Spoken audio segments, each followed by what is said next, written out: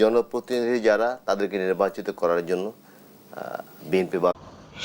কিন্তু জনাব, আপনারা তো এই কথা বলতেছেন না যে আমরা যদি নির্বাচনে পাশ করে আসি আমরা এই কাজগুলা করব। 29 দফা দিচ্ছেন, সেটা তো আছেই একটা, কিন্তু আপনারা কখনো বলতেছেন না যে আমরা চাঁদাবাজি বন্ধ করে দিব, চাঁদাবাজি হইতে দিব না, টেম্পো স্ট্যান্ড দখল করতে দিব না।